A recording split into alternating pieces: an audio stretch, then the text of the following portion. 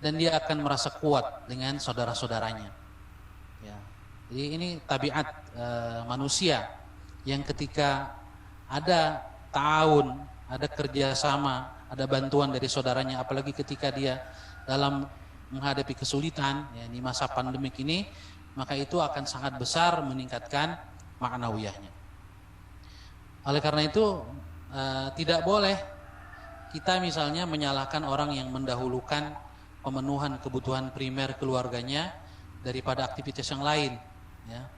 Selama dia tetap menjalankan kewajiban sebagai seorang muslim.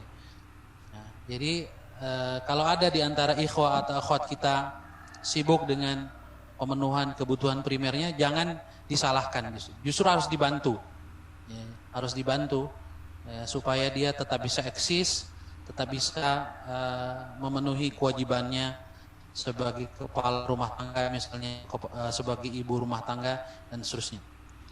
Dan juga dari sisi pandangan dakwah kita juga harus melihat bahwa ta'awun ekonomi dan kesehatan ini adalah bagian dari dakwah itu sendiri. Dan juga bagian dari indikator keberhasilan aktivitas dakwah. Ya, jadi struktur dalam hal ini juga harus melihat bahwa keberhasilan dakwah dan indikator keberhasilan aktivitas dakwah tidak hanya ditinjau dari aspek tausiah, perluasan, ya, rekrutmen dan seterusnya, tetapi juga tarqiyah, ya, meningkatkan soliditas, meningkatkan ukhuwah, ya, terjadinya ta'awun antar kader, ini juga bagian dari aktivitas dakwah dan menjadi indikator keberhasilan aktivitas dakwah, gitu ya. Jadi ini yang pertama, ya, meningkatkan ta'awun ekonomi dan kesehatan. Tentunya ini harus ada kerjasama dengan berbagai bidang, tidak hanya kaderisasi, mungkin ada bidang-bidang yang lain. Yang kedua, agar kita bisa menjaga spirit dakwah di masa pandemi, kita juga harus selalu mengingat konsep dakwah dan mereview pemahaman kita terhadap dakwah itu sendiri, ya. Apa itu dakwah, ya, makna dakwah, urgensi dakwah, ya, tujuan dakwah, marhalah dakwah dan seterusnya. Ya, bagaimana urgensi dakwah misalnya, ini terkait dengan motivasi bahwa ad-da'watu ilallah, ya, berdakwah kepada Allah Subhanahu wa taala merupakan kebutuhan kita sebagai individu maupun sebagai jamaah. Oleh karena itu, dalam situasi apapun, termasuk dalam situasi pandemik, kita sadar bahwa dakwah ini harus tetap berjalan, ya, harus tetap berjalan, dan kita berusaha untuk tetap terlibat di dalamnya, berkontribusi di dalamnya. Ya. Misalnya tentang tujuan dakwah, ya, tujuan dakwah ini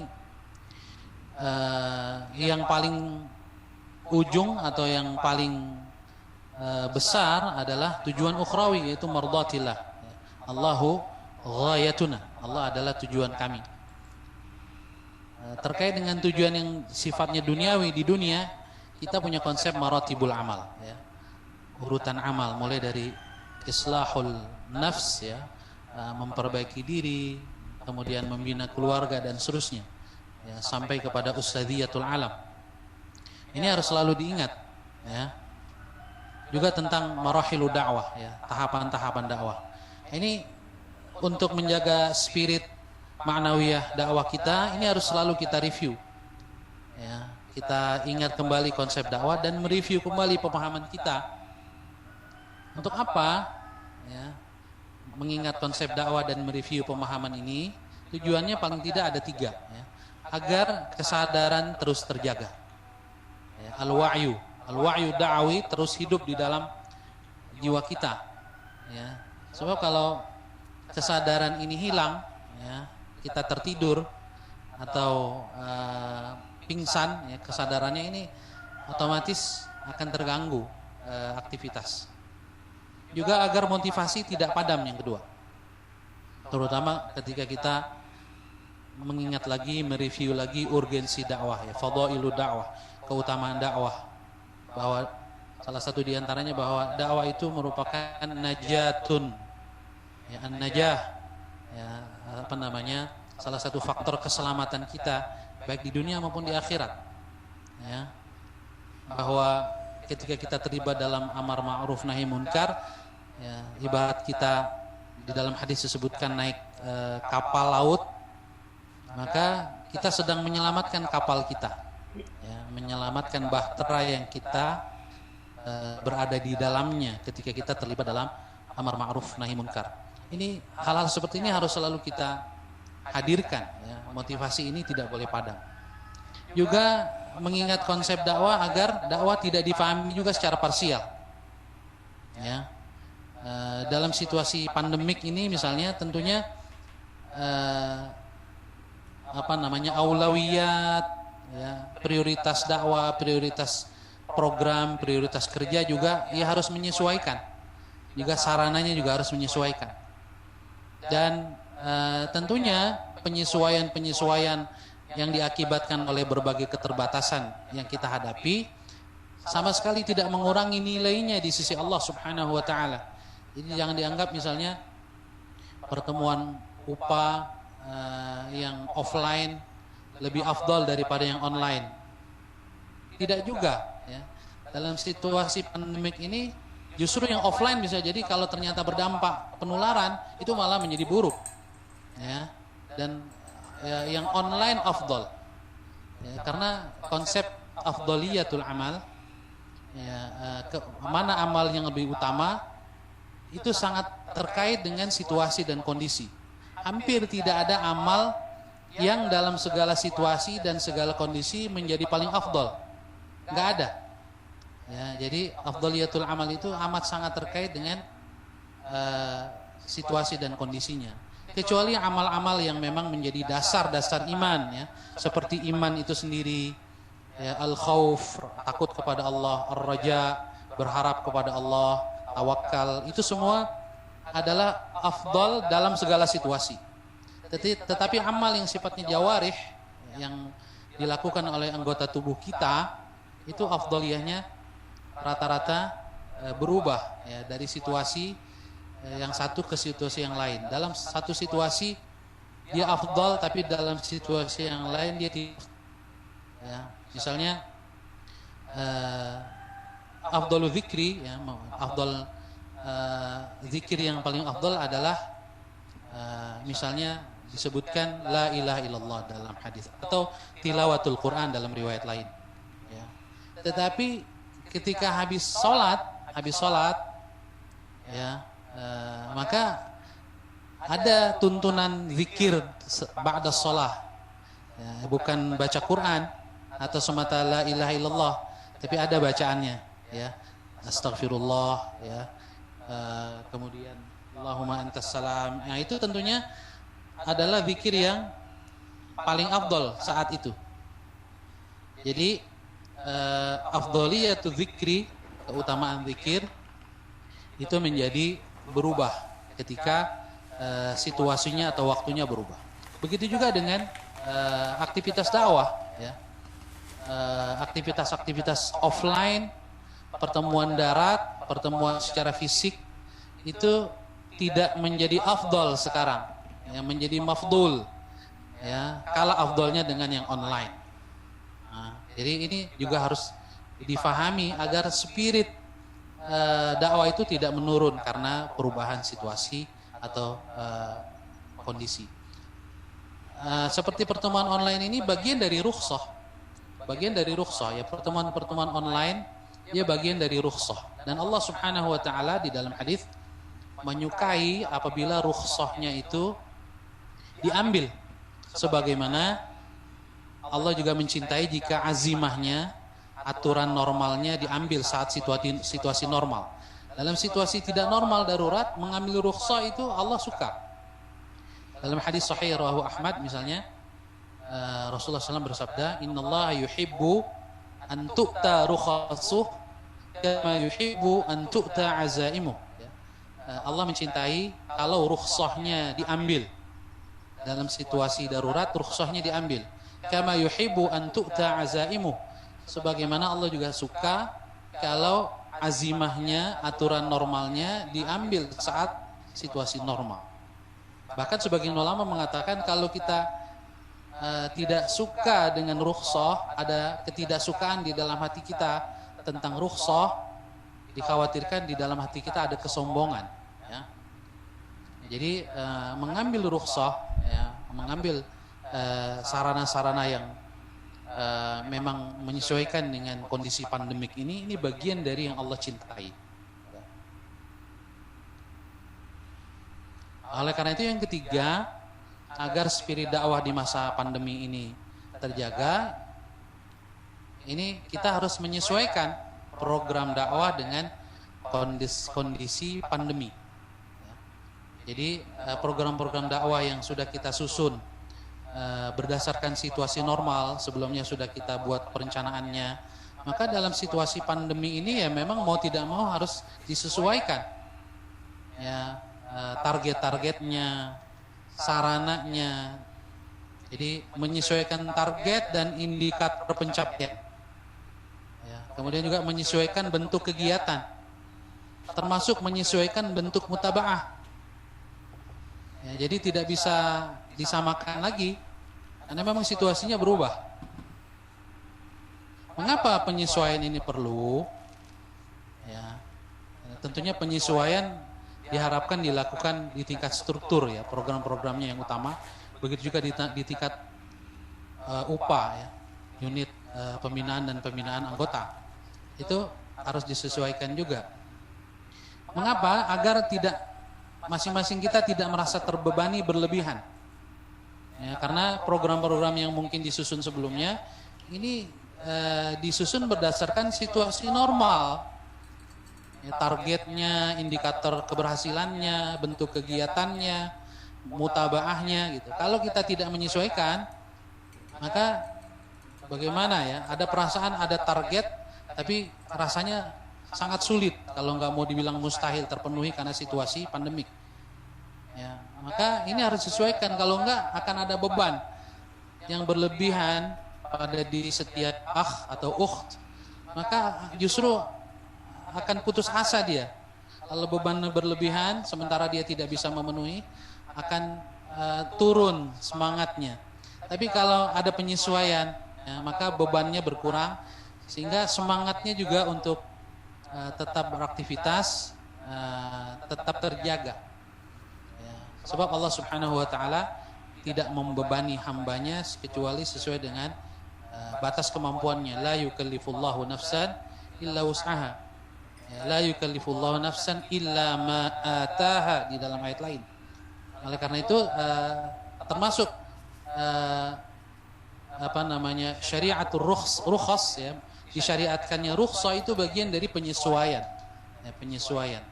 Nah, oleh karena itu termasuk program-program dakwah di lingkungan kita juga memang bagaimanapun harus disesuaikan. Kemudian juga yang kedua, agar tetap berkontribusi, ya, setiap kita bisa berkontribusi meskipun sedikit, tapi tetap bisa berkontribusi, ini lebih baik daripada tidak. Ya, kalau tidak disesuaikan programnya, target-targetnya, malah dia tidak berkontribusi. Ya, tapi kalau disesuaikan, ya, dia bisa tetap berkontribusi meskipun lebih sedikit. Nah, ini menjamin istimrariyatul amal. Dan sekali lagi Allah Subhanahu wa taala mencintai amal yang istimrar, yang tetap berjalan meskipun sedikit, ya. Dalam hadis Rasul mengatakan, ahabbul amali ilallah dama wa in qalla. Amal yang paling dicintai oleh Allah Subhanahu wa taala adalah yang istimrar, continue, dawam. Wa in qalla, meskipun sedikit. Nah, perasaan bahwa kita tetap bisa melakukan amal meskipun sedikit, ini akan memelihara juga ma'nawiyah kader, ya, ma'nawiyah setiap kita untuk terus beramal dan bekerja sesuai dengan situasi yang ada.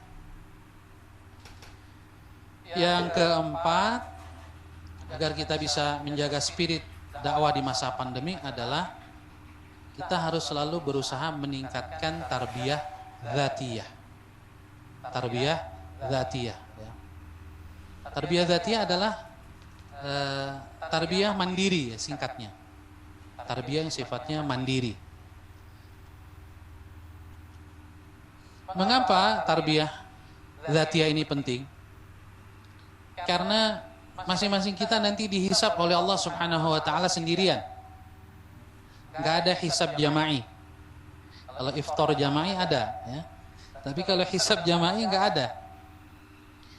Ya, dalam surah Maryam misalnya Allah berfirman, "Wa kulluhum atihi yaumal qiyamati farda." Setiap mereka, setiap manusia nanti akan datang menghadap Allah farda, sendirian. Ya, suami sendirian yang mempertanggungjawabkannya, istri juga sendirian, anak juga sendirian. Yauma yafirrul mar'u min akhihi wa ummihi wa abihi wa sahibatihi wa bani. Sehingga jangan sampai keterbatasan tarbiyah jamaiyah, ya, keterbatasan murabi kita, apalagi di masa pandemik ini, sehingga kita tidak bisa bertemu, ya, tidak bisa ketemu langsung seperti biasa, membuat tarbiyah kita mandek. Jangan, ya, peningkatan thaqafah kita tidak jalan. Jadi harus tetap berjalan dengan tarbiyah dzatiyah. Itu ya. Kemudian tarbiyah dzatiyah ini dapat menutupi kekurangan kapasitas murabi. Ya. Sebab murabi kita dalam situasi normal saja pasti punya kekurangan. Ya, kekurangan mungkin di sisi ilmunya, ada kekurangan di sisi keakrabannya misalnya, atau ada kekurangan di sisi ketegasannya, macam-macam. Ya, sebab kalau cari yang sempurna nggak mungkin. Ya. Nah, tarbiyah dzatiyah salah satu cara kita untuk menutupi kekurangan kapasitas murabi. Ya. Dan setiap kita lebih tahu apa yang kita butuhkan. Juga tarbiyah dzatiyah ini dapat menutupi kekurangan tarbiyah jamaiyah dan tarbiyah fardiyah. Apa itu tarbiyah jamaiyah? Tarbiyah jamaiyah itu tarbiyah dalam sarana-sarana tarbiyah yang kita kenal. Tarbiyah dalam halaqah itu bagian dari tarbiyah jamaiyah. Tarbiyah dalam sarana mabit, tarbiyah dalam sarana tafqih seperti ini bagian dari tarbiyah jamaiyah. Ya. Nah, tarbiyah jamaiyah yang terbatas, apalagi di masa pandemik, ini bisa kita tutupi dengan tarbiyah dzatiyah. Begitu tarbiyah fardiyah. Tarbiyah fardiyah itu adalah perhatian murabi kepada masing-masing mutarabinya. Ya. Perhatian seorang guru terhadap masing-masing muridnya satu persatu dengan memperhatikan muraat furuq syakhsiyah. Seorang guru memperhatikan perbedaan individu murid-muridnya masing-masing. Ini tarbiyah fardiyah. Nah, ini juga mungkin susah untuk dilaksanakan di masa pandemik. Misalnya taruhlah guru di sekolah, ya kan, harus mengajar online, maka dia lebih sulit untuk merhatikan masing-masing individunya, individu murid-muridnya. Maka dalam konteks tarbiyah orang dewasa, ya, mereka bisa melakukan tarbiyah dzatiyah.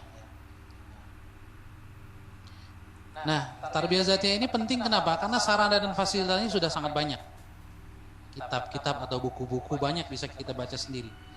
Ya, kurikulumnya sudah ada, ya, tinggal kita bisa melaksanakannya, ya, masing-masing. Juga yang penting dalam tarbiyah dzatiyah adalah menelaah sirah teladan, ya, sirah para qudwat, para teladan dalam rangka membangun himmah aliyah, ya, sirah sahabat, sirah tabi'in. Ya, beberapa kitab sirah sahabat sudah banyak diterjemahkan. Begitu juga sirah tabi'in. Kalau saya tidak salah kitab Abdurrahman Ra'fat Basha itu Suwarun min hayati sahabah, juga Suwarun min hayati tabi'in, itu sudah diterjemahkan. Ya, bahkan mungkin PDF-nya ada di online, ya, di searching di Google. Jadi ini nggak ada alasan bagi kita, bagi yang ingin terus meningkatkan spirit dakwah dan perjuangan untuk tidak melakukan tarbiyah dzatiyah. Meskipun tetap perlu panduan dari murabi atau dari organisasi. Nah, ini yang keempat, ya, kita perlu meningkatkan tarbiyah dzatiyah agar ma'nawiyah dan ruhiyah kita, termasuk spirit berdakwah, tetap terjaga. Sebab semangat berdakwah itu sangat terkait dengan peningkatan iman, peningkatan kesadaran, peningkatan kapasitas dan kemampuan kita. Ketika iman itu meningkat, ketika kesadaran itu full, ketika kapasitas kita tetap terjaga, ya, tidak tergerus, ya, maka insya Allah spirit berdakwah kita akan tetap terjaga pula. Ya. Tapi ketika tarbiyah jamaiyah melalui sarana-sarana tarbiyah yang normal terganggu oleh pandemik ini, sementara kita sendiri lemah dalam tarbiyah dzatiyah, ya, atau kurang peduli dengan pembinaan diri kita secara mandiri, maka otomatis ma'nawiyah kita dalam berkontribusi akan turun, ya. Oleh karena itu jangan sampai ketika terjadi penurunan kita biarkan sampai turun banget. Ya, ini ngangkatnya nanti susah. Jadi sadar bahwa saya sedang turun itu bagus, ya, supaya segera kita melakukan peningkatan. Ya. Dan yang terakhir, last but not least, ya, yang terakhir tapi bukan berarti tidak penting, bahkan ini yang paling penting, yaitu kita harus selalu melakukan taqwiyatus silati billah, ya, menguatkan hubungan kita dengan Allah Subhanahu wa ta'ala. Yang pertama, jangan kehilangan fokus terhadap ghayah. Jangan sampai kita kehilangan fokus terhadap Allahu ghayatuna mardatillah. Dan itulah yang disebut dengan khusyuk. Jadi al-khusyuk, ya, khusyuk di dalam beribadah, misalnya di dalam salat, adalah selalu menghadirkan Allah Subhanahu wa ta'ala di dalam hati kita, bahwa kita sedang berhadapan dengan Allah Subhanahu wa ta'ala, ya. Menghadirkan fokus goyah saat kita di rumah adalah kesadaran full khusyuk bahwa seluruh aktivitas kita di rumah tangga, ketika kita bersama istri atau istri bersama suami, bersama anak, ini semata-mata adalah dalam rangka mardatillah. Ya. Silakan punya keinginan-keinginan yang sifatnya duniawi sekalipun boleh, yang penting halal. Ya, punya tujuan-tujuan antara, silakan, tetapi jangan terpisah dari ghayah itu. Jadi ibarat saya di sini, ya, kemudian ghayah saya di depan, maka saya harus menarik garis lurus dari diri saya ke ghayah itu, garis lurus. Maka semua keinginan saya, ya, saya ingin punya rumah yang bagus, punya mobil yang bagus, ya, atau punya apa saja, silakan, ya, cita-cita apa saja itu silakan selama halal, ya, dan tempatkan dia di garis lurus itu. Ya. Kalau kita punya HP yang bagus, kita harus bertanya apa kontribusi HP ini di dalam perjuangan, di dalam mendekatkan saya kepada mardatillah. Ketika saya punya kendaraan, apa kontribusi kendaraan saya ini untuk membawa saya kepada mardatillah. Selalu harus kita bertanya begitu, terhadap apa yang akan kita lakukan atau terhadap apa yang ingin kita miliki. Maka ini yang disebut dengan khusyuk, ya, fokus terhadap ghayah. Ini yang paling utama. Allah berfirman, alam ya'ni lilladzina amanu an takhsha'a qulubuhum li dzikrillah wa ma nazala minal haqq. Belumkah tiba saatnya bagi orang-orang yang beriman untuk khusyuk hati mereka dalam mengingat Allah Subhanahu wa ta'ala. Ya. Jadi harus selalu kita hadirkan fokus ini. Yang kedua, dalam konteks menguatkan hubungan dengan Allah adalah kita harus memvariasikan bentuk taqarrub kita kepada Allah agar tidak bosan. Ya. Jadi variasikan. Kalau kita bosan dengan satu kegiatan, lakukan kegiatan lain. Ya.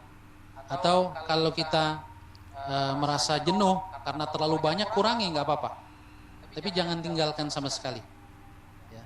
Jadi memvariasikan bentuk taqarrub kepada Allah Subhanahu wa Ta'ala. Sebab masing-masing kita bisa jadi punya kelebihan dan kekurangan. Ada orang yang ahli saum sunnah, tapi dia lemah dalam qiyamul lail misalnya. Atau ada orang yang luar biasa qiyamul lail tapi lemah dalam puasa sebaliknya. Ya. Masing-masing kita merasakan atau harus tahu itu. Maka lakukan, variasikan hal-hal yang bisa kita lakukan dengan sebaik-baiknya, tanpa meninggalkan yang bisa jadi kita memang belum bagus di situ. Tetap harus kita laksanakan juga. Ya, paling tidak ada program sebulan sekali dan seterusnya. Kemudian lakukan peningkatan. Kalau kita ingin meningkatkan satu ibadah tertentu, ya, satu amal soleh tertentu, lakukan peningkatan dengan tadaruj. Jangan langsung ingin full gitu ya. Ini biasanya enggak istimror ya, tidak istimror. Gue tidak kalah penting lakukan amal gacoan. Ini saya menyebutnya amal gacoan. Dan rahasiakan. Ya. Misalnya amal membantu saudara kita, ya. Ya, dalam bentuk apa saja. Mungkin membantu dengan dana, ya. Kita tanpa sepengetahuan dia membantu, rahasiakan, ya. Atau amal-amal lain, ya, yang bisa dirahasiakan. Dalam sebuah hadis sahih yang diriwayatkan oleh Ibnu Abi Syaibah dalam musannafnya dari Az-Zubair Ibnul Awwam, Rasulullah sallallahu alaihi wasallam bersabda, "Man istata'a minkum an yakuna lahu khabi'un min 'amalin salihin falyaf'al." Ya, siapa di antara kamu yang bisa punya khabi'un, amal rahasia, amal gacoan yang rahasia, falyaf'al, maka lakukanlah.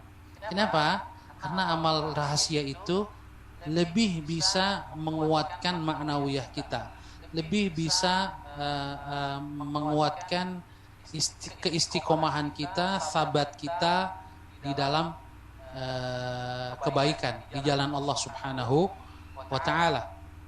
Ya, salah seorang ulama menggambarkan amal rahasia itu seperti pondasi, barang yang kita patok ke dalam tanah yang menjadi penguat bangunan. Semakin dalam yang tertutup oleh tanah, tertimbun oleh tanah rahasia nggak kelihatan, dia semakin kuat menjadi fondasi. Jadi amal yang sifatnya rahasia itu ya salah satu faktor utama keistiqomahan, salah satu faktor utama istimroriyatul amal, sehingga semakin mendekatkan kita kepada husnul khatimah insyaallah. Dan tentunya yang terakhir, optimalkan doa dan manfaatkan waktu-waktu mustajab, ya. Waktu-waktu sedang turun hujan, ba'da sholat, ya, waktu sedang mungkin bepergian, ya, waktu sedang hati kita khusyuk, sedang hadir rasa takut kepada Allah, sedang hadir rasa harap yang begitu full kepada Allah, itu waktu jangan disia-siakan, berdoalah, ya, berdoalah, ya. Dan juga waktu-waktu bertemu dengan orang soleh misalnya, ya, ini juga waktu-waktu berkah, at-tabarruk bis sholihin, ya, mengambil keberkahan dari orang-orang soleh ini syai'un masyru', ya, sesuatu yang disyariatkan. Momen-momen penuh dengan keberkahan, ya, ziaratus syuyukh, ya, menziarahi para asatidzah, para syekh, para ulama. Ini bagian dari waktu-waktu yang penuh keberkahan. Jangan disia-siakan untuk kita berdoa, baik kita berdoa sendiri atau minta doa orang-orang soleh. Ini bagian dari cara kita menguatkan hubungan kepada Allah Subhanahu wa Ta'ala. Saya pikir itu Ustaz Mas Duki yang bisa saya sampaikan berkaitan dengan cara kita kurang lebih ya meningkatkan atau menjaga stamina spirit berdakwah kita di masa pandemi ini. Mudah-mudahan Allah Subhanahu wa taala membimbing kita, menjaga kita dari berbagai keburukan. Amin ya rabbal alamin. Amin ya rabbal alamin. Jazakallah kepada Ustaz Ahmad Sahal LC yang sudah menyampaikan bagaimana cara kita menjaga ma'nawiyah semangat dakwah di masa pandemi kali ini. Mudah-mudahan kita semuanya tetap semangat ya dan bisa mengikuti apa yang tadi disampaikan oleh Ustaz Ahmad Hasan Arsi, sehingga semangat kita tetap terjaga. Dari apa yang telah disampaikan tadi oleh Ustaz Hasan apa susah ngomongnya. Yang mau ditanyakan silakan kepada Ikhwafillah. Bisa lewat WA ke Anda langsung atau bisa chat atau mungkin raise hand sehingga bisa bicara langsung oleh tafadhol ke teman-teman semuanya, Ikhwah sekalian.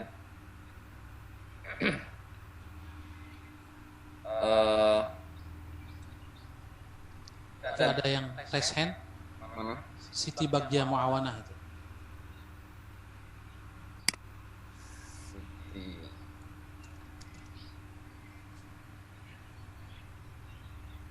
Di layar saya terlihat ada.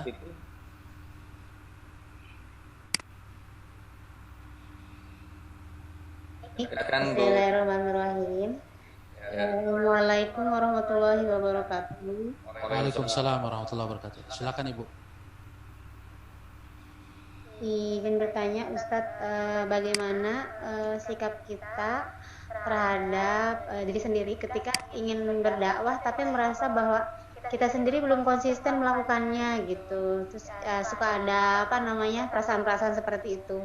Nanti gimana dong pertanggungjawabannya ketika kita aja belum terus ngajak orang lain gitu Ustadz. Jadi suka ada perasaan begitu kalau setiap kali mau share-share ilmu atau ngajak orang lain. Ya. Terima kasih. Ya, sama-sama Bu. Betul. Katakan langsung aja Ustaz. Langsung ya. Baik. Ya,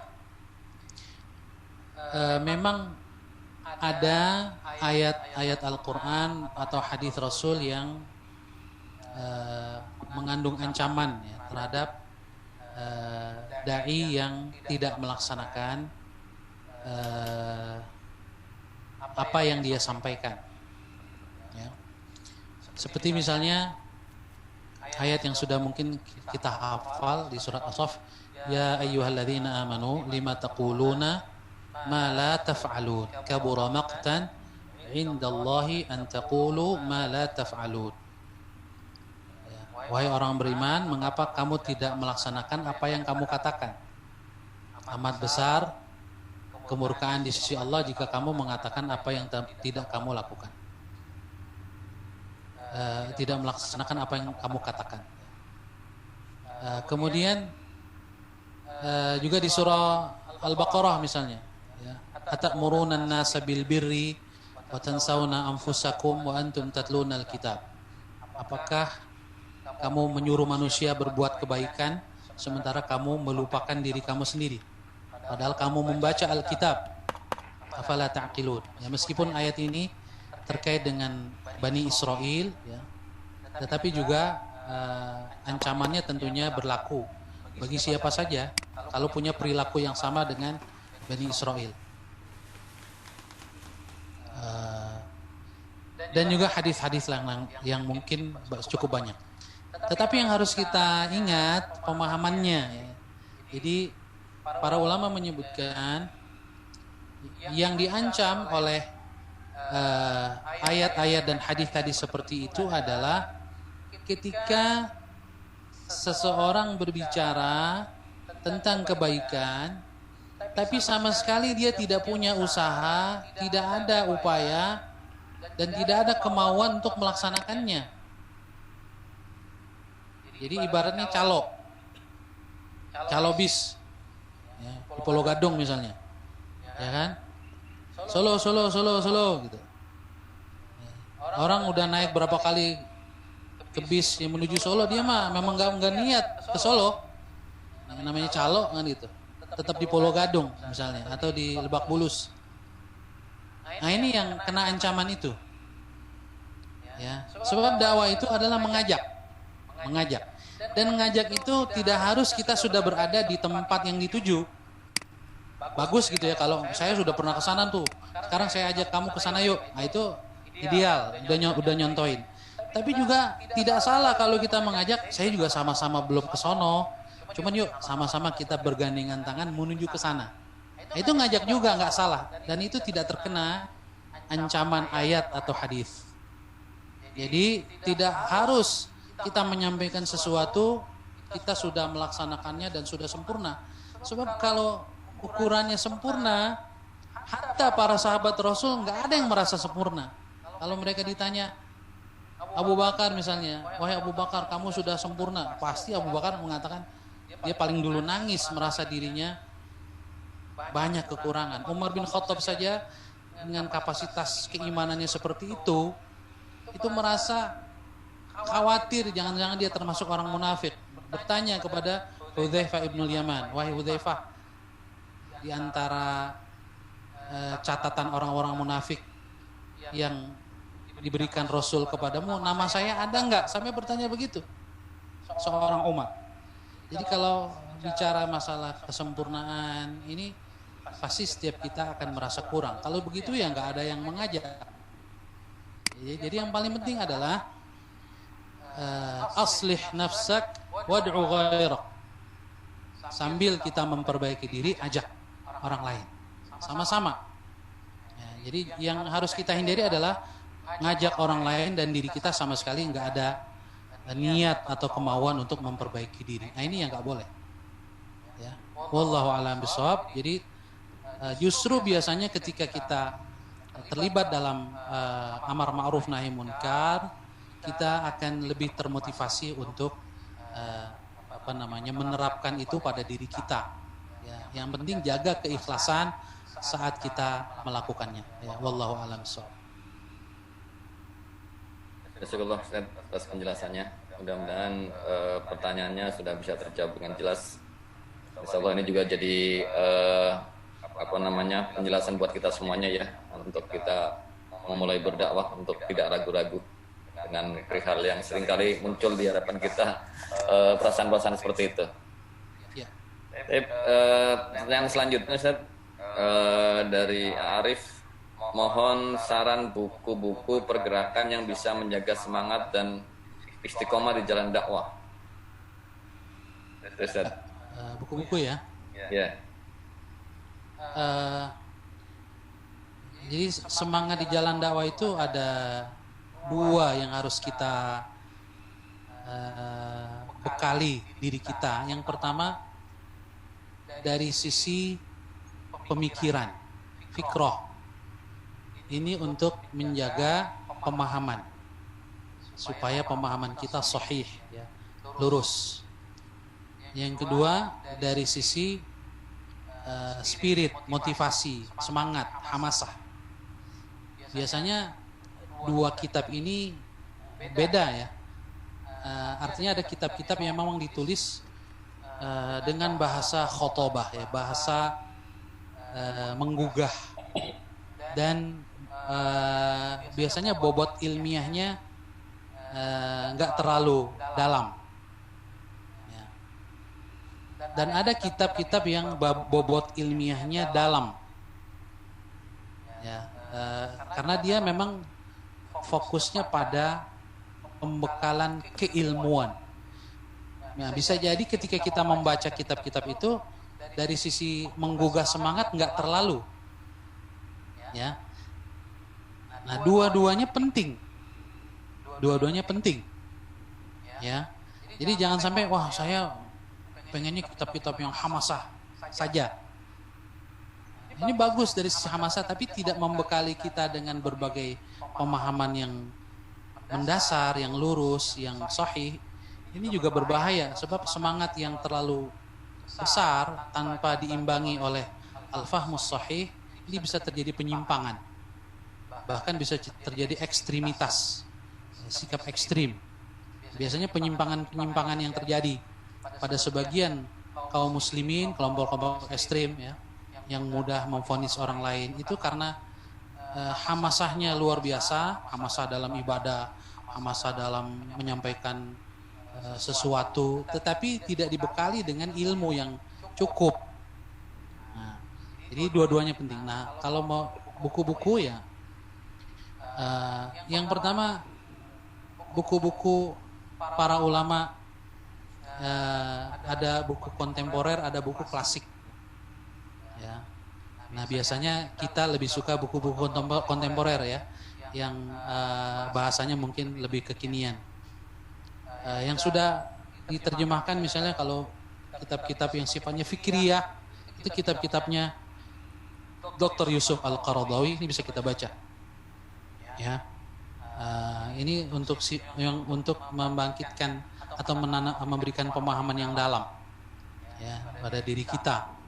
Semua kitab-kitab Qaradawi tentang misalnya Al-Khasaisul Ammah lil Islam, karakteristik umum ajaran Islam, tauhid ya, tentang kalau tentang harakah itu biasanya kitab beliau ada serial tentang nahwa wahdah fikriyah lil amilina lil Islam, seri tentang kesatuan berpikir aktivis kaum muslimin, aktivis Islam. Ini syarah usul Ishrin, itu bisa dibaca.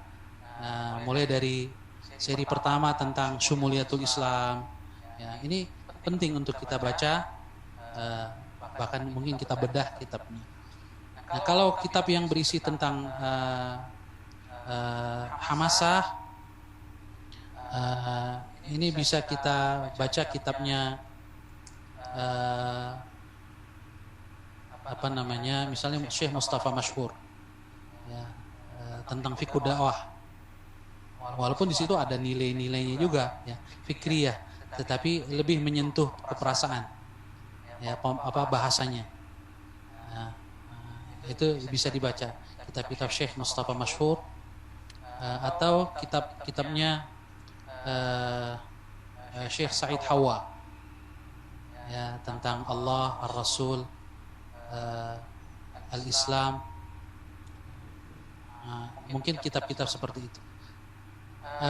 Untuk yang produk lokal bisa kita baca tulisan-tulisan Ustadz Rahmat Abdullah misalnya, almarhum. Ini biasanya menyentuh hati. Ada aspek-aspek ilmiahnya tapi tidak langsung. Tulisan-tulisan beliau itu gayanya gaya puitis ya, gaya menyentuh hati. Walaupun kadang-kadang memang bahasanya tinggi, tapi bagi yang paham itu bisa memberikan semangat ya. Atau tulisan Ustadz Hilmi Aminuddin juga cukup banyak ya yang sudah dibukukan dari ceramah-ceramah beliau. Nah, ini silakan dibaca. Wallahu a'lam. Masya Allah Ustaz, mudah-mudahan buku-bukunya tadi sehingga bisa, kayaknya sih udah punya bukunya semua Ustaz itu. Iya, kadang-kadang kita udah punya semua, tinggal bacanya aja. Kadang-kadang bukunya ternyata masih di plastik ya, udah dibagiin gratis sama struktur, dibawa pulang sampai sekarang masih di plastik gitu, belum dibuka. Kayaknya yang buku Said Hawa sama sahabat tadi Mustafa Al-Mansur itu buku-buku lama itu, kita perlu baca lagi tuh biar tetap terjaga itu. Termasuk kitab-kitabnya Fathiyakan ya. Iya betul. Tentang misalnya madza ya'ni intimai lil Islam ya, tentang komitmen seorang muslim terhadap Islam ya. Tentang bahtera penyelamat, tentang orang-orang yang berguguran di jalan dakwah, itu kitab-kitab Fathiyakan. Wallahu a'lam bishawab. Itu kitab-kitab zaman dulu kita pertama-tama masuk jamaah ini udah. Ya, termasuk kitabnya Syekh Said Muhammad Nuh ya, tentang afat ala tariq, penyakit-penyakit di jalan dakwah apa saja. Ya. Ini kitab-kitab yang menjaga ruhiyah kita. Ya. Wallahu a'lam. Buku-buku itu harus sering kita baca ulang saja biar kita tetap. Oh iya, itu bagian dari program tarbiyah dzatiyah. Bisa jadi struktur tidak lagi memprogramkan itu, tapi kita sendiri yang harus tahu kebutuhan kita baca itu. Jadi lengkapilah perpustakaan kita di rumah dengan kitab-kitab. Tentunya kitab-kitab para ulama klasik juga tetap kitab tafsir. Minimal kita harus punya paling tidak ya kalau tafsir yang standar itu Ibnu Katsir. Kemudian mungkin pilih tafsir yang kontemporer. Taruhlah misalnya kita suka dengan tafsir Al-Munir Wahab Az-Zuhaili, itu juga bagus. Ya pembahasannya kontemporer. Lalu ada kitab hadis misalnya. Sekarang bahkan Fathul Bari Imam Ibnu Hajar Al-Asqalani itu sudah ada yang menerjemahkan. Jadi jangan sampai kita hanya bisa beli HP bagus tapi beli buku yang berjilid-jilid gitu ya, yang mungkin ada 5 jilid, 10 jilid, gak kuat. Padahal harganya gak terlalu beda ya. Ada 1 jutaan, 2 jutaan itu bisa. Ya, beli HP yang bagus kita bisa. Ya, kadang raknya gak cukup, Ustaz. Insya Allah kalau bukunya ada, raknya akan ada itu. Sesuaikan, Ustaz ya. Ibarat kalau udah punya istri, insya Allah mah kontrak-kontrak jadi. Tapi kalau belum nikah ya nggak bakalan punya rumah kan? Iya, nggak ada yang dipaksain, nggak ada yang dipaksain. Dan mudah-mudahan kita semua tetap bersemangat dan bisa membaca ulang buku-buku tadi sehingga kita tetap terjaga dalam jamaah ini. Pertanyaan selanjutnya dari Bu Elin mau bertanya bagaimana dengan kondisi dakwah eksternal atau amah di masyarakat yang terkait dengan pandemi ini, menuntut kita untuk hadir di pengajian-pengajian yang sudah dibuka. Bagaimana cara mensiasatinya? Ustaz, kita udah PSBB peralihan, jadi sekarang pengajian, arisan udah dibuka kembali, padahal pandeminya makin parah sekarang ini. Kita kalau nggak hadir juga agak repot. Gimana, Ustaz? Ya, kalau kita sebagai gurunya atau sebagai pembicaranya, kita bisa mensyaratkan atau mengatur ya. Jadi boleh ada pertemuan tetapi dengan protokol COVID-19 yang disiplin. Semuanya pakai masker, kemudian disiapkan hand sanitizer, kemudian pakai jarak dan seterusnya. Ya, memang ini salah satu tantangan. Jadi pandemik yang lama ini membuat masyarakat menjadi seperti sudah sangat terbiasa, kehilangan kepekaan dan rasa khawatir lagi. Ya, nggak apa-apa udah gitu ya. Padahal kalau kita lihat data-data masih bahkan meningkat sekarang. Ya, jadi kalau kita bisa menjadi orang yang mengatur jalannya pertemuan itu bisa kita lakukan ya, dan pertemuan bisa kita lakukan dengan syarat-syarat. Tapi kalau tidak, kita hanya undangan ya, kita bisa sampaikan saya belum bisa hadir karena ya, terus terang saja. Jangan buat alasan yang mungkin membuat mereka jadi besok nanya lagi gitu. Ya, tapi kalau kita alasannya jelas, pokoknya selama pandemik saya belum bisa hadir karena ini pertemuannya masih belum pakai aturan ini. Ya, misalnya itu sampaikan saja dengan jelas. Insya Allah itu lebih baik. Ya, berterus terang. As-saraha fil haq. Ya, dalam kebenaran kita kadang-kadang memang harus berkata tegas. Ya, seperti itu. Jadi kalau bisa dilakukan protokol dengan disiplin, maka silakan. Kalau tidak, ya darul mafasid muqaddamun ala jalbil masalih. Ya, menghindari madarat, bahaya harus didahulukan daripada mengambil manfaat. Ya, wallahu a'lam bishawab. Mudah-mudahan bisa dijalankan ya. Mungkin memang kita kan banyak kader-kader kita yang terjun ke masyarakat sebagai membersamai mereka di pengajian-pengajian gitu ya. Jadi terkendala dengan hal ini. Saran Ustaz tadi disampaikan aja secara jujur, dan kita menutup-nutupi malah nanti jadinya ikut curigaan. Malah jadi kita dijauhin lagi, nggak diundang-undang lagi nantinya. Yang harus kita jaga kan physical distancing, ya. Yang harus kita jaga jaraknya adalah fisik, tapi sosialnya jangan ada distancing. Betul. Jadi secara hubungan sosial melalui WA, menyapa mereka lewat telepon mungkin ya, atau mengunjungi mereka meskipun nggak berdekatan secara fisik, tersenyum. Cuman susah tersenyum kalau pakai masker, nggak kelihatan senyumnya Ustadz. Maskernya masker senyum. Kalau senyum dikit, buka dikit lah senyum, baru pakai lagi gitu. Ya, jadi sosialnya jangan ada distancing. Jadi yang ada jarak itu adalah fisiknya, physical distancing. Sosialnya harus tetap akrab. Wallahu a'lam. Selanjutnya pertanyaan dari Ustaz Samila. Assalamualaikum, mau bertanya Ustaz, cara kita mengambil keberkahan dari orang-orang soleh, contohnya seperti apa Ustaz?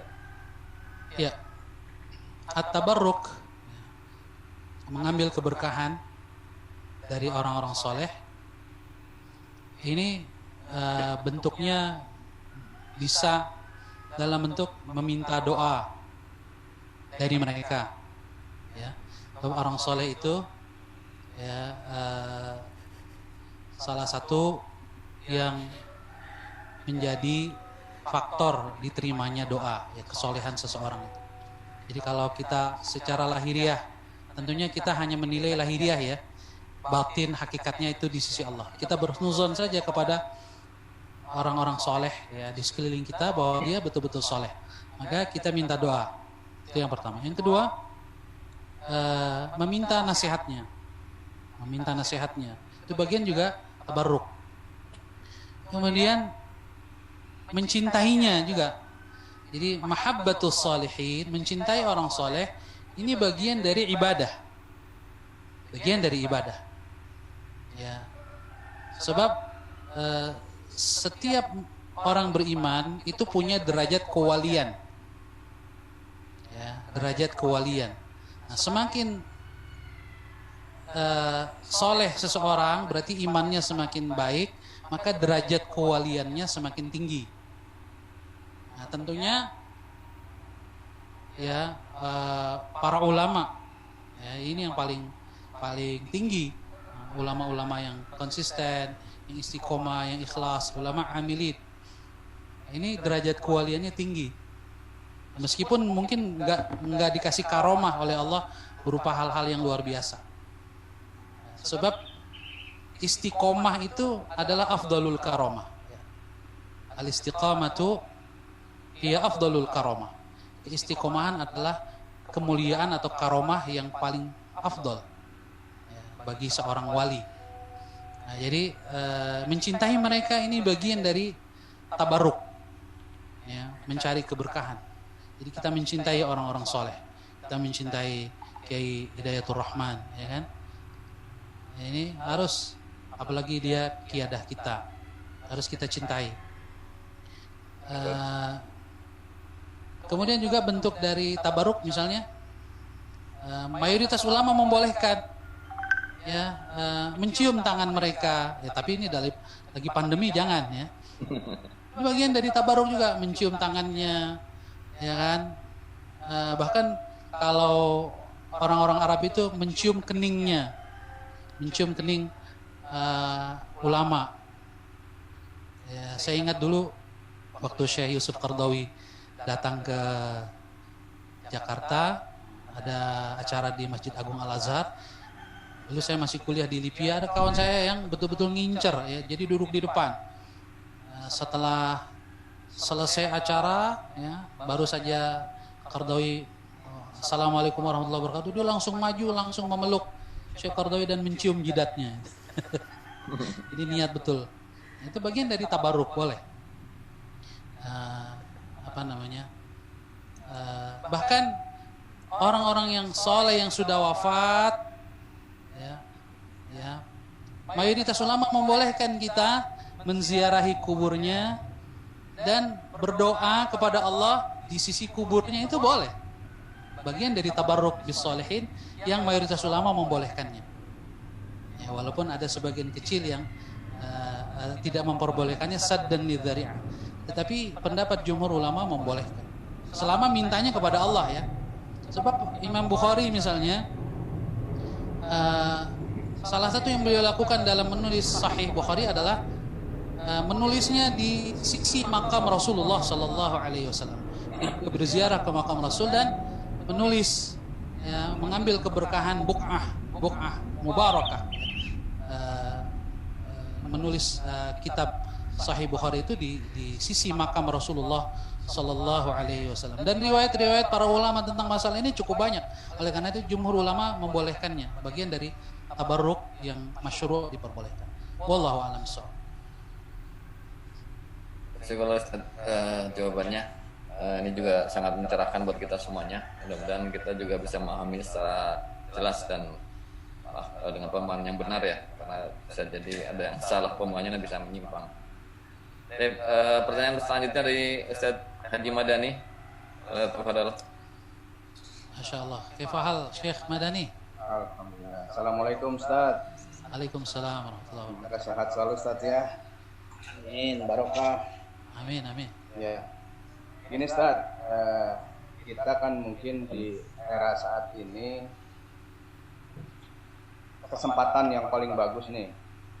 Artinya dakwah di masyarakat ya, karena sudah banyak sekali sekarang tuh masyarakat yang melihat harapan besar dari kader-kader PKS khususnya, yang memang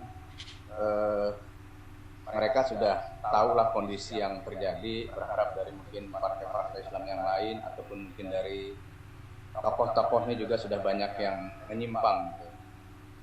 Nah cuma kan kita di tengah-tengah masyarakat ini juga memang masih ada ya tantangan kita, ujian kita, orang-orang baik NU maupun yang lain yang masih punya stigma terhadap kita. Bahkan PSI ini sudah terang-terangan ya mengatakan mungkin perang terbuka terhadap PKS gitu kan, bahwa mereka sudah ya mau bukan rahasia umum mungkin gitu kan, sudah membuka bahwa PKS ini sangat terafiliasi dengan gerakan Ikhwah gitu kan. Nah kita ini untuk dakwah di masyarakat, terutama mungkin kita juga seperti Adai dan juga mungkin banyak lagi ustadz-ustadz kita, mungkin perlu pembekalan ya, karena kita terkadang ini sudah dianggap ustadz di tengah-tengah masyarakat.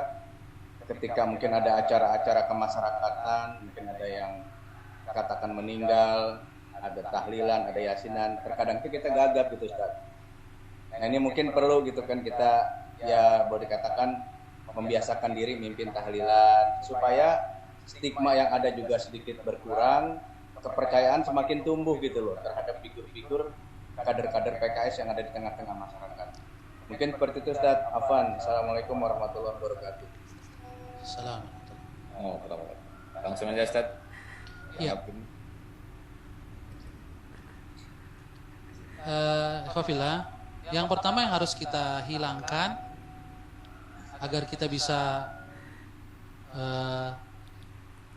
berbaur dengan masyarakat, terlibat bahkan mungkin aktif ya, dalam kegiatan-kegiatan adalah kita harus hilangkan hajiz fikri ya. Jurang pemikiran, pemahaman. Nah, mungkin sebagian di antara kita ya, ketika masuk ke dalam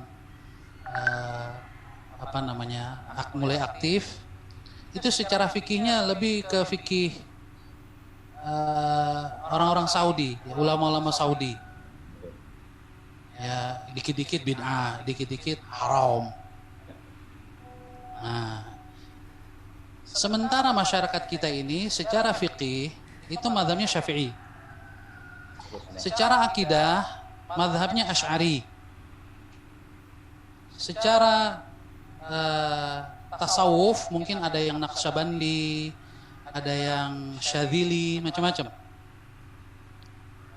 Nah, kita harus memahami itu. Makanya saya punya beberapa saluran materi. Saya punya website ilmusyariah.com, ada Telegram, channel Telegram Ilmu Syariah. Saya sampaikan nilai mazhab yang diyakini oleh masyarakat kita. Jadi kajian akidahnya berdasarkan mazhab Asy'ari, supaya kita juga menjadi bagian dari masyarakat. Karena selama dia masih dalam bingkai Ahlus Sunnah wal Jamaah, jadi secara akidah mazhab Asy'ari, mazhab Maturidi, mazhab Imam Ahmad bin Hambal itu semuanya Ahlus Sunnah wal Jamaah. Dari secara fikih mazhab, mazhab fikih 4 ya, Hanafi, Maliki, Syafi'i, Hambali. Masyarakat kita memilih secara akidah Asy'ari mayoritasnya ya, dari secara fikih Syafi'i. Nah ini kita harus ngerti, belajar fikih masyarakat kita gitu. Nah ini mungkin yang kita kurang. Jadi hajiz fikrinya harus kita hilangkan. Kalau sudah, maka nggak ada masalah kita terlibat aktif ya, termasuk dalam kegiatan-kegiatan. Alhamdulillah Habib Dr. Salim Segaf Al-Jufri ini sudah memulai ya, sebenarnya sudah sejak lama gitu, cuman karena pimpinan PKS sekarang Habib ini lebih kental ya, nilai-nilai lokalnya ya, dan ini bagian dari fikih dakwah kita ya, fikih dakwah kita. Jadi ini saya pikir penting untuk kita terlibat aktif, meskipun mungkin ada sebagian di antara kita yang nggak sependapat, ya silakan juga, nggak bisa dipaksa juga ya. Mungkin di antara kader-kader kita yang berlatar belakang Muhammadiyah ya, atau yang berlatar belakang Persis ya, dan seterusnya, ini juga nggak bisa juga kita paksakan ya. Tapi paling tidak kalau tidak sampai pada iqtina fardi ya, oke, saya full udah yakin ini nggak apa-apa gitu, ini menjadi keyakinan saya, nggak sampai situ, paling tidak memahami, oh ternyata itu ikhtilaf gitu ya. Jadi ikut aktif itu juga bagian dari nggak ada barrier gitu, nggak ada beban lagi, seperti kita kunut atau tidak kunut kan gitu ya. Jadi ini bukan strategi politik. Kalau ini menjadi strategi politik malah mencurigakan. Ini harus menjadi bagian dari internal diri kita gitu ya. Jadi bukan wah ini PKS karena mau pemilu aja begini. Tapi ini bagian dari memang pemahaman kita terhadap keagamaan, fikih ya. Ini pemahaman manhaj dakwah kita seperti itu. Oleh karena itu kan secara fikih misalnya kan kita dianjurkan untuk mengikuti mazhab fikih mayoritas, dan itu ada hadisnya. Ya, misalnya dalam hadis tentang saum dan lebaran, Rasul mengatakan saumukum yauma yasumun nas wa fitrukum yauma yuftirun nas. Ya, Tirmidzi, hadis riwayat Tirmidzi. Puasa kalian adalah saat masyarakat berpuasa, dan berlebaran kalian saat masyarakat berlebaran. Al-Imam At-Tirmidzi ketika menjelaskan hadis ini mengatakan bahwa lebaran kita adalah mengikuti fatwa ulama-ulama setempat. Ya, begitu juga puasa kita mengikuti fatwa ulama setempat. Jangan sampai masyarakat kita puasanya hari Senin, kita hari Ahad duluan. Nah ini menunjukkan bahwa membersamai masyarakat dalam konteks fikih, ya, selama itu masih dalam wilayah ikhtilaf, perbedaan yang diperbolehkan, itu afdal. Bahkan dalam konteks kebersamaan yang mengandung syiar persatuan, bukan hanya afdal, wajib kita bersama. Nggak boleh kita menyempal sendiri, syadz ya, sendirian nyeleneh. Akhirnya menjadi kita dimusuhi oleh masyarakat. Jadi karena kita bagian dari masyarakat, adalah kita membersamai mereka dalam berbagai hal, termasuk ya dalam masalah-masalah keagamaan. Wallahu a'lam bishawab. Saya sangat setuju. Jadi memang harus terbiasa. Saya sendiri alhamdulillah di lingkungan sudah berapa tahun ya, sekitar mungkin 5-6 tahun ini udah biasa mimpin tahlilan saya. Alhamdulillah. Alhamdulillah. Ini jadi program DPC nih untuk kader-kadernya biar bisa diadakan pelatihan mimpin tahlil, yasin dan sebagainya nih. Jadi ada program khusus dari DPC. Satu lagi mungkin Mas Duki. Jadi memang tidak dipungkiri sebagian dari kader-kader kita, bahkan mungkin ustadz-ustadznya, ini kan kuliahnya di Libya, termasuk saya. Kuliahnya di Madinah, di Saudi. Kita tahu Saudi itu memang fikihnya ya Hambali, tapi Hambali yang juga sebenarnya nggak asli juga, lebih dekatnya ke Wahabi ya, Salafi. Maka otomatis apa yang kita pelajari di kampus-kampus di Libya itu terbawa pada kehidupan bermasyarakat. Nah, kalau ustadz-ustadz tersebut tidak kemudian membaca lagi khazanah fikih mazhab yang lain, ya kan, juga dari sisi cabang-cabang akidah, ini memang punya dampak dari sisi itu, dikit-dikit, wah kayaknya bid'ah nih, gitu ya. Nah, akhirnya kalau dia punya banyak binaan, dia terbawa itu fikrah itu. Sehingga ini yang bagaimanapun tidak bisa kita pungkiri ya, kalau ada tuduhan-tuduhan kita misalnya dengan lebih dekat ke sana segala macam, itu menjadi ada pembenarannya karena sikap kita sendiri atau sebagian di antara kita ya. Oleh karena itu saya pikir menjadi tugas kita bersama untuk sama-sama kita memahami fikih yang dipahami oleh masyarakat, termasuk cabang-cabang akidah ya. Kita mengetahui mazhab Asy'ari ya, bagaimana dalam memahami akidah ya, sifat 20 itu harus kita pahami itu. Bahkan sebetulnya kalau kita lihat Majmu' Rasail Kiai Haji Hasan itu menyebutkan dalam Risalatul Aqaid itu sifat 20. Sifat 20 pelajaran akidahnya itu. Ya, wujud, qidam, baqa, mukhalafatuhu lil hawadits ya, dan seterusnya itu disebutkan.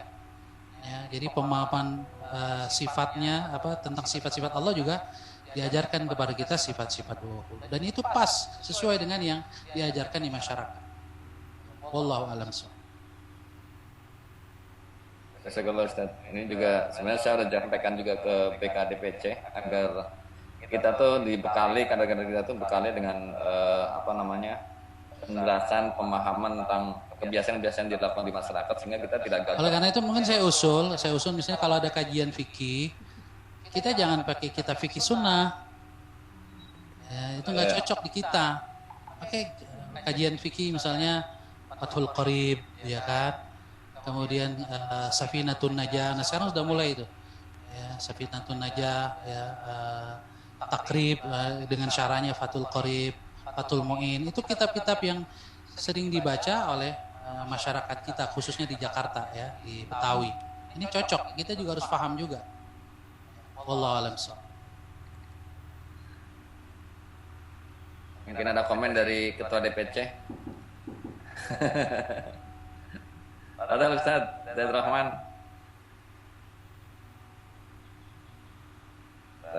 Tar. Dihidupin tuh. Ya. Ada Ustaz. Udah. Ya kalau saya kan anak pesantren nih ya. Pesantrennya di ini Ustaz. Pesantrennya di Mambaul Ma'arif di Nananjau Jombang. Jadi kalau udah tahlilan ya biasa gimana. Ya. Alhamdulillah ketua DPC kita udah mantap. Barokah itu majmu'atul khairat, ya kan? Barokah dalam konteks tahlilan ya berkat dapat. Nah memang ini yang sering saya sampaikan di pesantren, kita menghormati berbagai perbedaan itu, ya. Bahkan kita bersikap dengan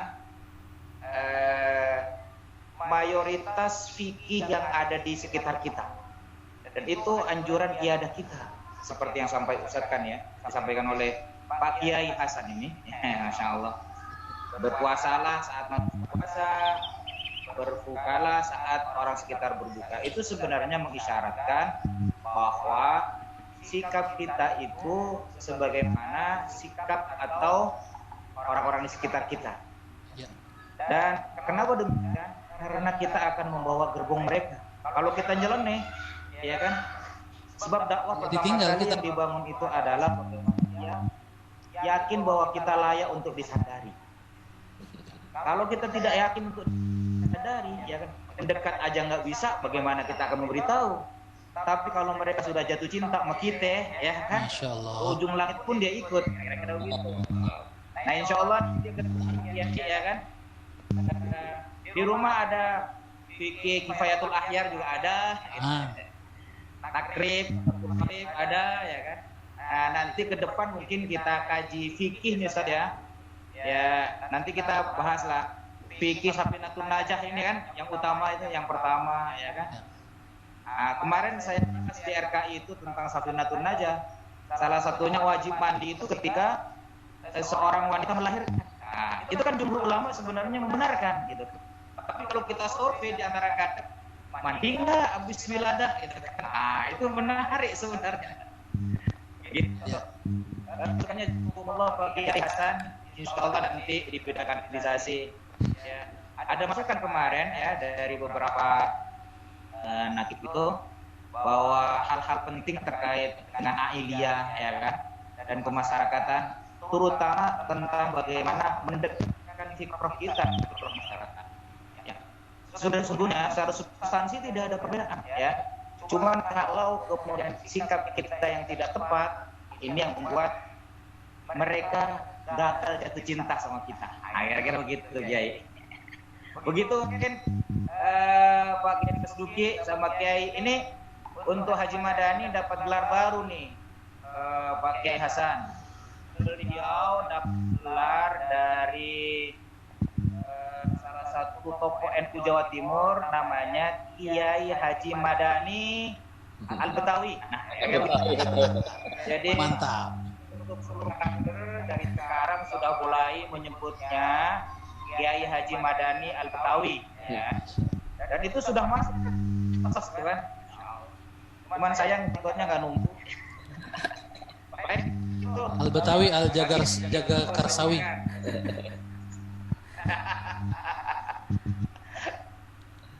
Alhamdulillah. Adalah Mas Zuki, lanjut. Sudah ditanggapin sama ketua DPC langsung, mudah-mudahan bisa diprogramkan ya. Fikih-fikih ini kita memang secara umum kader-kader kita itu yang bukan background syariah itu pemahaman tentang hal seperti ini itu masih kurang ya. Jadi memang perlu ada kajian-kajian khusus yang bisa membuat kita juga wawasannya terbuka tentang terutama tadi mazhab akidah ya. Juga mungkin kita juga belum paham tuh. Akidah juga ada mazhab-mazhabnya gitu kan. Jadi perlu dijelasin juga tuh kita semua tuh. Boleh. Lain kali boleh kita bahas itu tentang ini ada materi di A2 sebetulnya tentang madzhab fil aqidah ya. Mazhab dalam akidah itu ada materi di untuk A2 itu. ya mudah-mudahan Pak Kiai bisa bersama dengan Pak Kiai. Insyaallah. Kiai Hasan ya.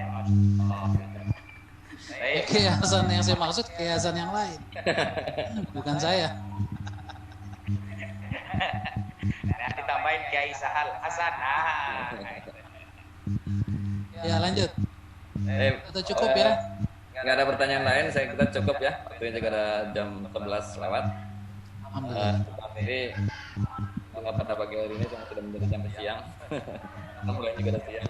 Selanjutnya 2 pekan lagi ya. Kita ada kuliah 2. Materinya nanti akan dikabarkan usul dan siapa materi pembicara dan sebagainya. Mungkin untuk mengakhiri kuliah 2 pada pagi hari ini, minta kepada Ustadz untuk menyampaikan doanya. Paham? Gimana? Doa Ustadz. Doanya Kiai Haji Madani aja tuh atau Kiai Haji Hidayatul Rahman. Betul Ustadz, Hidayatul Rahman. Betul Ustaz. Tabarruk ini mengamalkan doa nasihatnya Ustadz. Tabarruk pada orang soleh, minta didoakan. Nah, Kiai Hasan Sahal ini pas nih. Monggo Kiai. Susah deh kalau nolaknya kalau. Oke, baik, kita tutup dengan doa.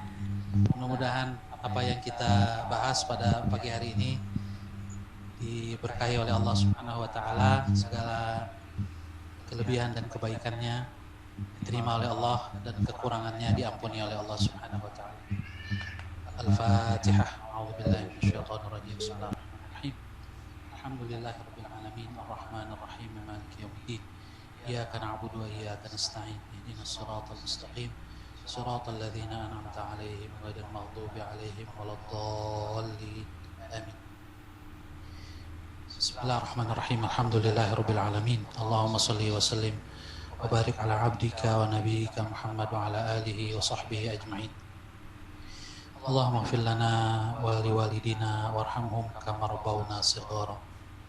Allahumma ighfir lana dhunubana wa kaffir 'anna sayyi'atina wa tawaffana ma'al abrar. Rabbana ighfir lana dhunubana wa israfana fi amrina wa thabbit aqdamana wansurna 'alal qaumil kafirin. Rabbana ighfir lana wa li ikhwanina alladhina sabaquna bil iman wa la taj'al fi qulubina ghillan lil ladzina amanu rabbana innaka ra'ufur rahim. Allahumma a'inna 'ala dzikrika wa syukrika wa husni ibadatik. Allahumma adfa'anna al-bala wal waba wal fahsya wal riba wal zina wal zalazila wa su'al fitan ma dhahara minha wa ma batan wa an biladina Indonesia hadhihi khassah wa an biladina Indonesia hadhihi khassah wa an biladina Indonesia hadhihi khassah wa an buldanil muslimina 'ammah innaka 'ala kulli syai'in qadir. Allahumma ij'al baldatana hadhihi baldatan mutmainnah rakha'an saqa'an baldatun tayyibatun wa rabbun ghafur birahmatika ya arhamar rahimin.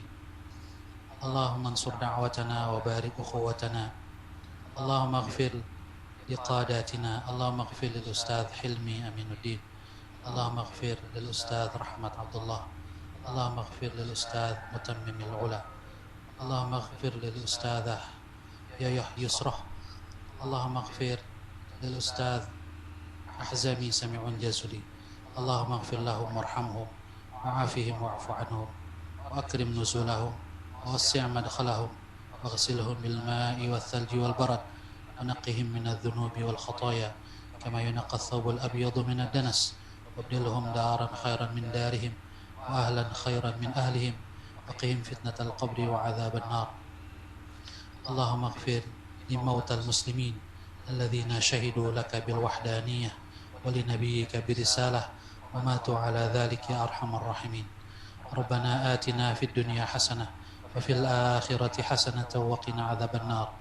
ربنا تقبل منا إنك أنت السميع العليم تب علينا إنك أنت التواب الرحيم وفقنا واهدنا إلى طريق المستقيم.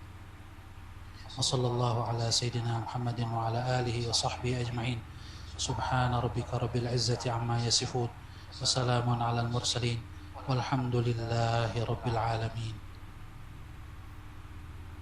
Alhamdulillah, jazakallah khairan jazak kepada Ustadz Sahal, pada panitia yang sudah menyelenggarakan acara pada pagi.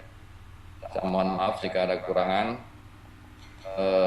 Mari kita tutup dengan baca penutup majelis. Subhanakallah. Assalamualaikum warahmatullahi wabarakatuh. Assalamualaikum warahmatullahi wabarakatuh. Allah heran. Mohon pamit. Assalamualaikum. Assalamualaikum. Waalaikumsalam.